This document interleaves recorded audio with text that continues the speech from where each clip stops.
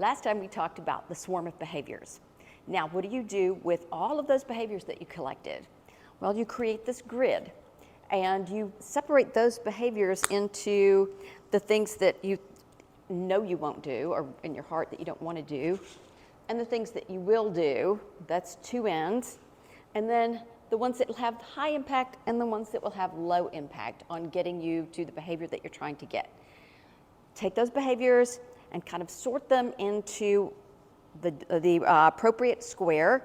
And the ones that end up with high impact and that you are willing to do are your golden behaviors. Those are the ones that you're going to focus on in order to get to the habits that you want to accomplish, because you're not necessarily, you might, but you're not necessarily going to get there right away.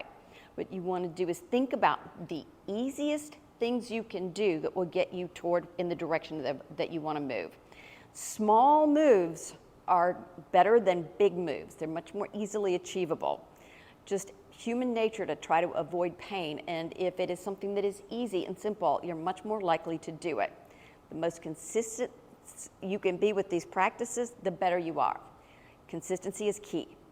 Now, let's say that you're struggling with making something happen. There are a couple of questions you should stop and ask yourself. This is where most of the time we break down. Most of the time we don't follow through on those habits, and then we just kind of get down on ourselves because we can't or won't or didn't.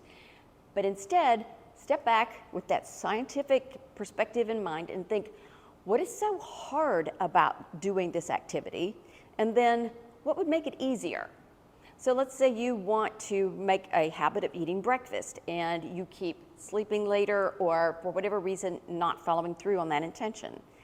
What could you do to make having breakfast in the morning easier? Why are you not getting it done?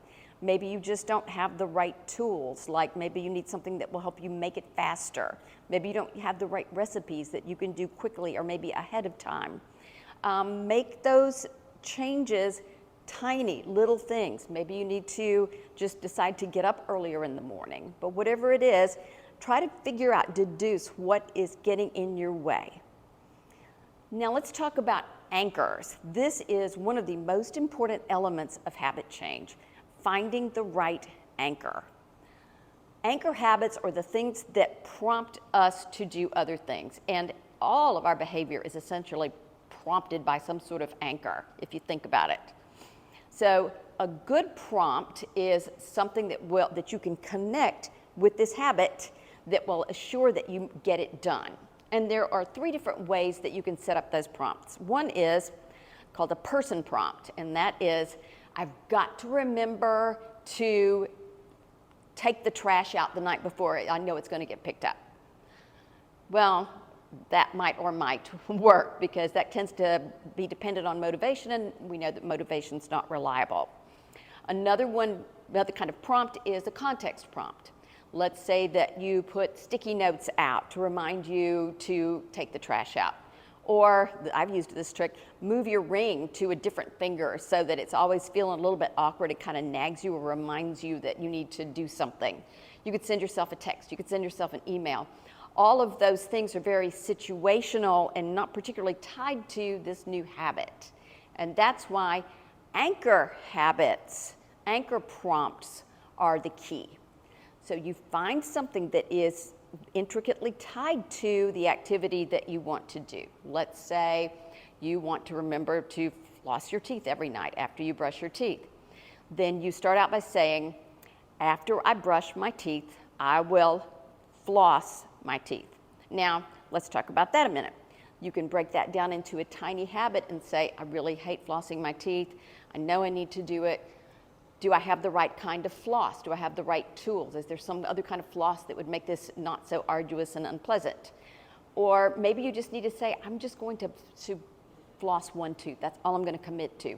Whatever it is, you want to set that intention, tie it to that anchor, and follow through. Be consistent with something. If you decide you want to get up in the morning and walk every morning before you go to work, and you're just having trouble with that, making that walk happen, decide that you're going to get up in the morning and put your shoes on as if you were going to go for a walk. You don't have to go for the walk. You don't have to go for a long walk.